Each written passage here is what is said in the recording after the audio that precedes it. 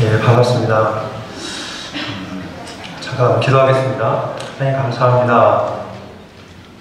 주님께서 정말 귀히 여기시고 사랑하시는 정말 하나님의 자녀들 가운데 예배하며 함께 말씀 가운데 서게 주시니 감사합니다. 하나님 아버지 영광 받아주시고 주님께서 말씀하여 주시고 또 아버지 저도 주님 말씀 가운데 서는 시간 되게 해주시고 살아계신 하나님의 말씀을 주님께서 말씀하시고 영광받아 주옵소서. 감사하며 예수님의 이름으로 기도드립니다. 네, 반갑습니다. 저는 이제 알제리에서 10여 년 이렇게 사역하다가요, 작년 1월 15일에 철수를 하게 됐습니다. 그래서 이제 선교지를 성교지를 보고 기도하다가 그 막세이를 선교지로 다시 이렇게 결정하게 되었고, 그리고 막세이로 가기 전에 파리에서 한 1년 정도 이렇게 기도를 하게 되었습니다. 있으면서 함께 이렇게 만나게 감사합니다. 파리 와보니까 파리는 정말 참 멋있는 도시라는 생각이 참 많이 듭니다. 제가 이런 조명 아래서 설교하기 처음이고, 옆에 뭐 총구 같은 것도 막 나와있어 처음에 보고 왜 저걸 만들어놨을까 이렇게 찬양대에 저렇게 성가 이렇게 곡을 바칠 수 있는 것도 처음 보고, 한국에서 만약에 이런 예배가 있다면 유명해졌을 거라는 생각이 들고, 모든 게 예술이고 선반도 다리 없이 내려가는 것도 신기하고 정말 이렇게 참 예쁘고 멋있는 그런 파리라는 생각이 참 많이 듭니다. 어느 때는 제가 파리에 와 있다는 것도 잘 이렇게 믿겨지지가 않습니다. 이렇게 선교지인데 어저께 처음으로 판테온을 한번 가봤어요. 제가 12월 1일 날 들어왔었는데 파리에 도착했는데요. 판테온을 어저께 처음으로 한번 가보고, 그곳이 어떤 데인가 몰랐는데 어떤 목사님의 이렇게 그 해설을 좀 들으면서 판테온에 관한 것도 듣게 되고, 그 프랑스의 기독교 역사도 조금 이렇게 듣게 되는 그런 시간이 있었습니다. 우리가 있는 곳이 어느 때는 어떤 곳인지 알지를 못하고 살아갑니다. 모든 것이 풍요롭고 즐거우면 그것이 다인 것처럼 생각이 들고, 또 어렵고 힘들면 그것이 전부인 것처럼 생각이 들고, 그러나 항상 즐거운 그것이 전부가 아니고 어려운 그것이 전부가 아니라 우리 마음 가운데 하나님께서 항상 움직이시는 그 환경 가운데 움직이시는 하나님이 계시고, 또 이 세상을 향한 우리에 대한 하나님의 뜻이 움직이고 계심을 우리가 좀 잊지 말아야 되겠다는 생각을 많이 듭니다. 이 세상에서 정말 위대한 일을 한 사람을 꼽으라고 그러면 각자가 다 다른 사람들이 있을 것입니다. 저는 개인적으로는 링컨을 가장 좀 존경하고 이렇게 좋아합니다. 그 이유는 제가 크리스찬이기 때문에, 아마 크리스찬이 가장 위대한 사람을 보라고 하면 그 석가 이렇게 부를 사람은 없을 거예요. 이렇게 모하메드 이런 사람을 위대한 사람으로 이렇게 생각이 나는 것입니다. 저도 개인적으로 링컨을 좋아하는 이유는 정말 그 삶이 하나님을 끝까지 순종했던 그 삶이었고, 또 그가 정말 하나님을 기쁘시게 했던 그런 삶이라기보다는 하나님께서 그를 아주 굉장히 슬퍼하게 하셨던 그런 사람이었는데, 결국에는 그가 그 가운데서 정말 생애에 있어서 영광스러운 하나님께 영광을 올려드리는 그런 삶을 살았다는 것을 제가 보게 됩니다. 여러분, 그 링컨이 대통령이 되기 전까지 직업을 제가 한번 찾아봤습니다. 찾아봤더니 농부, 뱃사공, 막노동군, 또 점원, 군인, 우체국, 측량사 이런 거였습니다. 그러니까 그 너무나 어렸을 때부터 성장해온 환경은 너무 가난했고, 또 홀어머니 하에서 이렇게 성장을 했었습니다. 그럼에도 불구하고 그가 넘어지지 않았던 것은 하나님의 말씀을 이렇게 붙잡고 살았다라고 링컨의 전기 작가는 이야기를 합니다. 링컨의 생을 보면요, 그가 초등학교를 졸업하지 못했습니다. 자파점을 경영하다가 처음에는 점원으로 이렇게 들어갔습니다. 그리고 나서 그 점원에서 이제 점원 사장이 그 잡화점의 사장으로가 됩니다. 그러니까 이제 그 사업을 이제 시작하게 된 거죠. 그런데 사업을 확장하다가 망하게 되었어요. 망하게 되면서 그 빚을 갚는데 17년이 걸립니다. 여러분 한번 생각해 보세요. 이번 사업 하나 점원으로 있다가 이렇게 이제 하나 시도를 해보려고 그 가게를 인수를 하고 다른 곳으로 확장을 해나갔는데 그 가게가 파산이 되고 나서 엄청난 빚을 껴안게 된 거죠. 근데 17년 동안에 이제 그 빚을 갚는데 오로지 그러니까 다른 돈을 벌면 다른 걸 하지 못했어요. 17년 빚만 갚는 생활을 17년 했습니다. 10살 때는 어머니를 잃었습니다. 그러니까 10살 때 고아가 된 거죠.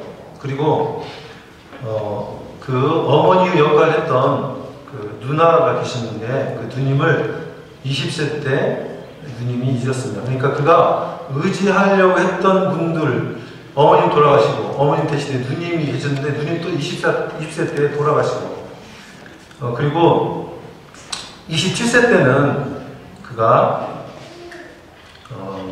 결혼을 약속한 그 사랑하는 애인이 불치병으로 또 갑작스럽게 세상을 떠나게 됩니다. 그리고 42세 때는 5살 난 둘째 아들이 세상을 떠나고요. 53세 때는 12살 된 셋째 아들이 세상을 떠나게 됩니다. 이해할 수가 없죠. 왜?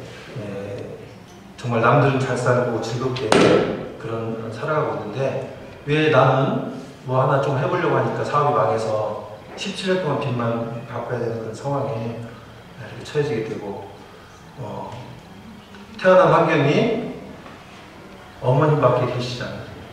아주 불우한 환경 가운데 태어나게 되고 그리고 그 어머님도 10세 때 돌아가시고 누님의 보살핌을 받다가 누님도 그 후에 또 돌아가시게 되고 사랑하는 사람이 죽게 되고 결혼했는데 2명의 자녀를 잃게 되고 어떻게 보면 대표적으로 정말 불행한 삶입니다.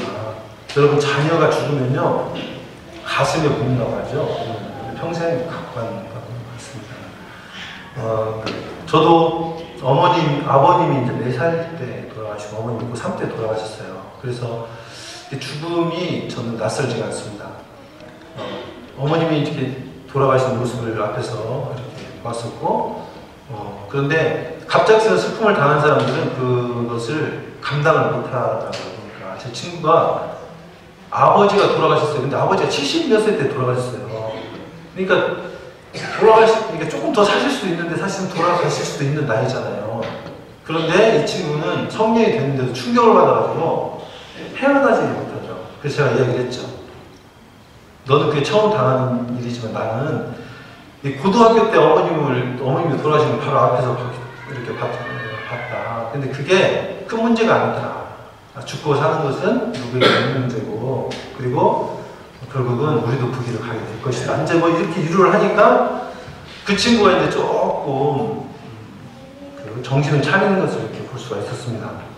근데 그 링컨이 이렇게 어려움을 당하고도 그가 절망하지 않고 이렇게 그 생을 대통령 되기까지 그가 살 수 있었던 것은요.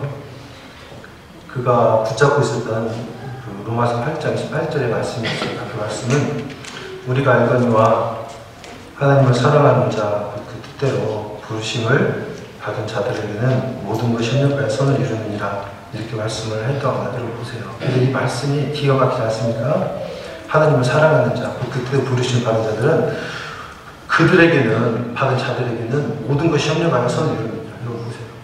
아니 선을 이룬다고 하는 게 딸이 죽고 아들이 죽고 엄마가 죽고 파산하고 이게 선을 이루는 것입니까? 근데 이 와중에서도 링컨이 붙잡은 이 말씀이었어요. 어떠한 불행이 올지라도 하나님께서 이것은 하나님께 하신 말씀이기 때문에 반드시 하나님께 이루실 것이고 왜냐하면 하나님은 우리가 생각하는 그 하나님이 아니고 우리 수준의 그 하나님이 아니시기 때문에 하나님 말씀하신 바를 분명히 이루시고 신실하신 그 하나님은 말씀하신 것을 분명히 이루실 것이라는 그 믿음 때문에 아무리 어렵고 힘든 일이 있을지라도 그가 붙잡았던 것은 이 모든 것을 협력하여서 선을 이루실 것이다. 이 말씀 붙잡고 링컨이 살았답니다. 링컨의 전기작가를 쓴 사람은 링컨에 대해서 어떻게 평가를 하냐면요. 그는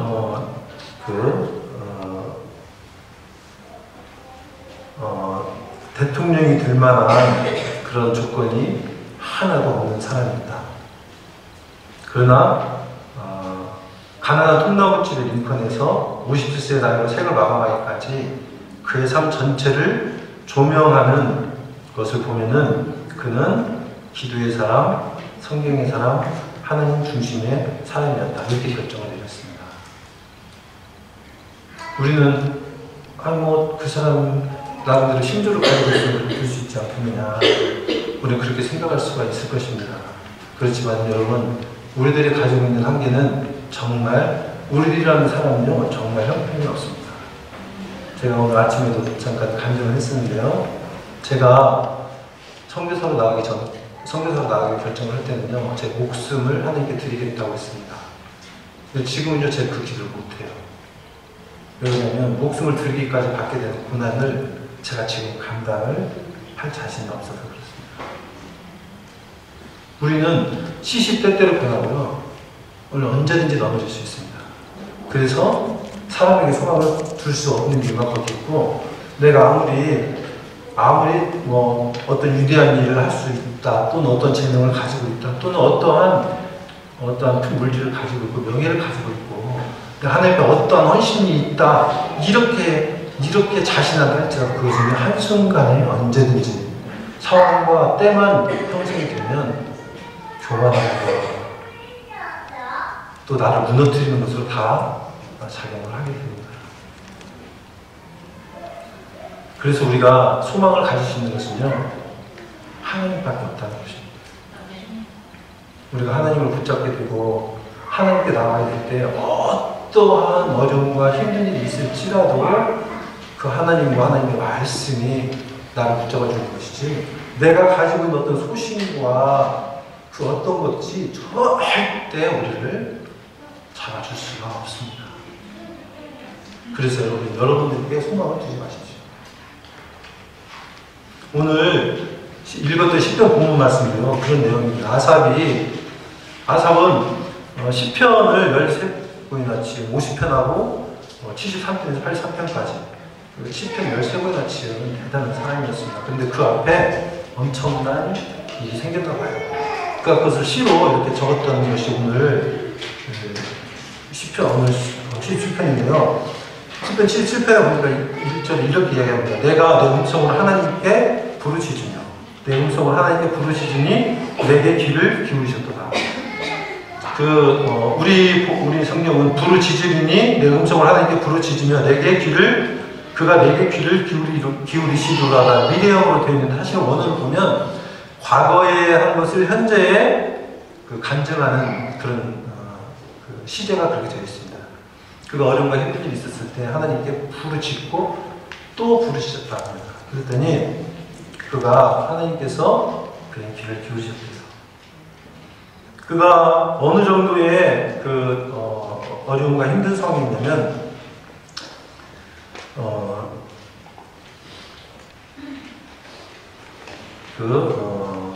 3절에 내가 하나님을 기억하고 불안하여 근심하니 내 심령이 상하도다, 이렇게 표현하시는데요. 그 표현력을 보면 이런 말씀입니다. 내가 하나님을 기억하고도 하나님을 기억했어요. 하나님을 알았어요.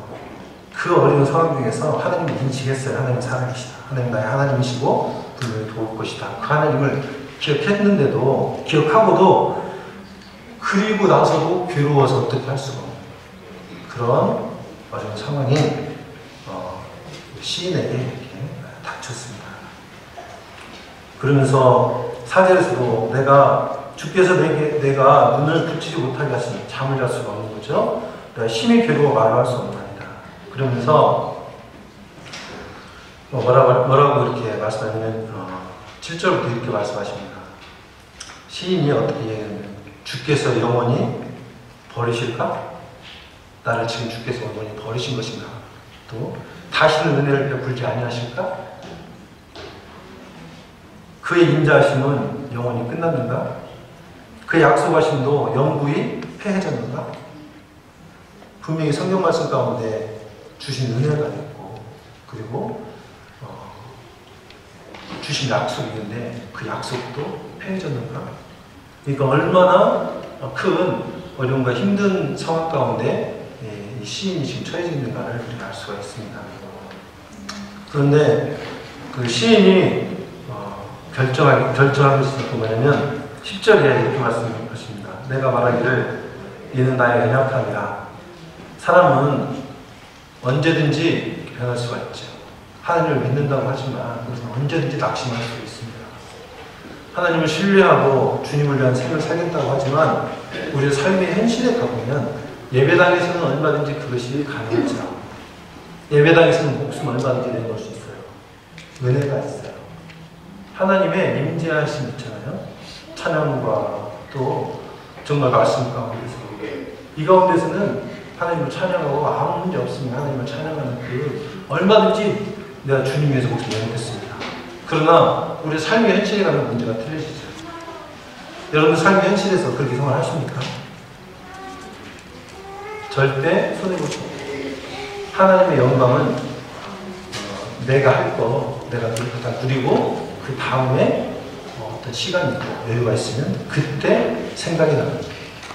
우리의 삶은 대부분 다 그렇습니다. 바쁜 거죠. 생각이 하나님을 생각하기에는 사치스러워요. 또 바쁜 거예요. 근데 하나님은 우리 삶 가운데서 하나님의 그 사랑으로서 그 삶을 살아가라고 우리에게 말씀을 하시는 거죠. 그것이 바로 믿음인 거죠. 여러분 믿음은 실제입니다. 실제. 노아가 하나님께 노아에게 내가 이 백성을 전멸시키겠다. 노아에게 너 배 지으라 했을 때요. 노아는 햇빛이 쨍쨍 내리치고 그 누구도 하나님 앞에 하나님의 회개해야 합니다 했을 때 그 누구도 듣지 않는 그때에 배를 그의 삶 가운데서 배를 지었어요. 그 삶에서 현실에서 교회당에서 지은 게 아니라 그 삶에서 배를 지었습니다. 지은 기간이 몇 년인지 아세요? 130년. 130년쯤 배를 지어가면 그런 생각이 들만해요. 야 이거 진짜 비 오는 거야? 햇볕은 여전히 쨍쨍한데 내 주변에 바뀐 것은 아무것도 없는데 아마 그의 부인마저도 당신 잘못 들었을 거야. 하나님은 그러지 않아. 우리의 믿음은 상황에 따라서 얼마든지 바뀔 수 있는 환경이 조성이 되어 있습니다. 그 가운데서 살아가라고 하는 것이 믿음대로 살아가라고 하는 것이 바로 우리의 현실에 있어서 믿음인 것이죠. 근데 아삽이 어려운 상황 가운데서 이렇게 얘기를 합니다. 또 내가 말하기를 이는 나의 연약함이다. 흔들리고 있는 어려움과 정말 아마 우리가 생각할 수 없는 그 어려운 거예요. 아삽 정도 되는 시편을 13편을 기록했을 정도 되는 그분이 이 정도의 표현을 했다면 무슨 일인지는 모르지만 정말 어려움이 있었을 것입니다. 그런데 그가 이렇게 생각을 하다가 어떻게 얘기를 하냐면 이는 나의 연약함이다. 믿음이 없는 자신을 살피면서 내 연약함이라고 얘기하면서 내가 지극히 높으신 이의 오른손에 여러 해를 기억한다. 하나님께서 하셨던 그 엄청난 그 하나님을 다시 기억하겠다는 것입니다. 그리고 내가 주께서 행하신 일들을 기억하려니 주께서 옛적에 행하신 일들을 기억하리라. 여러분들 주님으로부터 받은 은혜가 큰 은혜들이 많이 있을 줄 믿습니다. 어려움과 힘든 일이 있을 때 우리는 그런 은혜를 이미 경험을 했지만 그럼에도 불구하고 우리는 그 상황, 어려움과 힘든 상황이 그것이 현실의 내 앞이기 때문에 그것이 가장 크게 보이는 거죠. 그런데 우리가 정신을 한번 차려봐야 돼요. 왜? 하나님이 나에게 베풀으셨던 그 일들을 우리가 꼭 기억하자는 것입니다. 그러면서 아삽은 이 시인은 의지적으로 그 결정을 하는 것을 내가 기억하겠다. 그리고 다시 하나님을 붙들겠다는 것입니다. 시인이 찬양한 노래를 보면요, 하나님이여 주의 톤 극히 거룩하시오니 하나님과 같이 위대하신 신이 누구오니까. 이 세상을 창조하신 분, 지구를 우주 가운데 둥둥 매달아 놓으신 분, 사람의 생각을, 우리의 생각으로는 하나님을 어떻게 단정할 수 없는 엄청나신 그 하나님을 다시 생각하는 거죠. 그 하나님이시라면 내 생각으로는 암울하고 내 생각으로는 가망성이 아무것도 없는 것처럼 보여요. 나는 정말 이대로 끝나는 것인가라고 하는 그런 상황일지라도 내 생각을 초월하시고 예레미야가 고백했듯이 이를 이루시는 여호와, 그 이름을 여호와라 하는 이가 이르시되 너는 내게 부르시리라. 내가 내게 응답하겠고 내가 알지 못하는 크고 비밀한 일을 이루리라. 우리가 알지 못하는 그 일을 이루시는 그 하나님, 그 하나님을 우리가 기억해야 합니다. 그렇게 될 때에 우리는 정신을 차리는 거죠. 다시 설 수 있는 것입니다. 그리고 믿음의 사람으로 믿음의 걸음을 걸어 나갈 수가 있다는 것입니다. 여러분, 우리 사도 바울이 옥에 갇혀 있을 때에 옥에 그 네 권의 옥중서신이라고 그러잖아요. 빌립보서, 에베소서, 빌레몬서, 골로새서 4개를 쓰는데요. 그 중에서 빌립보서에서 사도 바울이 고백한 걸 보면요, 3장 12절 14절 보면 이런 말씀이 있습니다. 형제들아, 아직 내가 잡은 줄로 여기지 아니하고 오직 한 일, 즉 뒤에 있는 것은 잊어버리고 앞에 있는 것을 잡으려고 표대를 향하여 그리스도 예수 안에서 하나님이 위해서 부르신 부름의 상을 위하여 달려가라. 사도 바울의 현실은 옥이었어요. 감옥이었는데 거기에서도 뒤에 있는 것은 잊어버리고 여러 가지 있는 일이 있겠죠. 즐거운 일, 영광스러운 일, 고통과 아픔의 여러 가지 일이 있겠지만 그러한 것들은 사도 바울의 감옥을 잡을 수가 없었습니다. 여러분, 이런 게 있어요. 설교자는요, 설교를 잘하면 엄청 기분 좋습니다. 하나님께 감사하고. 설교를 못하면요, 이거 죽을 지경이에요. 아주 그냥 그런데 설교자가 항상 잊지 못하는 것은 언제를 잊지 못하냐면 설교를 잘했을 때를 잊지 못해요. 감사합니다, 주님. 이렇게 잊지 못하는 거죠. 왜 하나님의 그 영광스러움을 드러내는 설교자가 제가 설교 전에 기도했습니다. 하나님, 사랑하는 우리 하나님의 자녀들 앞에서 하나님께서 말씀하여 주시고 저도 동일하게 말씀 가운데 설 수 있도록 하나님 도와주세요. 제가 간절히 소원하는 것은 이 말씀이 준비를 하지만 저도 이 말씀과 해당이 돼야 되고 이 말씀과도 써야 되는 말씀입니다. 그렇습니다. 근데 사도 바울도 아마 이런 영광스러운 일들이 있었겠죠. 슬픈 일이. 근데 이런 것들을 생각하지 않고 오로지 앞에 있는 그 표대를 향해서 달려가라. 근데 여기서는요, 달려가노라는 뜻은요, 밀고 나아가노라는 의미가 있습니다. 어려운 힘든 상황과 어려운 가운데서 이런 것을 밀고 나가는 그 믿음, 이것이 저와 여러분들 가운데 있기를 주님의 이름으로 축원합니다. 네. 기도하겠습니다. 하나님 감사합니다. 하나님은 살아계시고 전지전능하신 유일하신 하나님이십니다. 그 하나님은 나의 하나님이시고 지금도 과거에 출애굽을 이루시고 홍해를 가르신 하나님은 지금도 동일하게 역사하시고 앞으로도 역사하시는 하나님이심을 믿습니다. 우리 삶 가운데서 그 하나님 붙잡고 승리할 수 있도록 도와주옵소서. 감사하며 예수님의 이름으로 기도드립니다.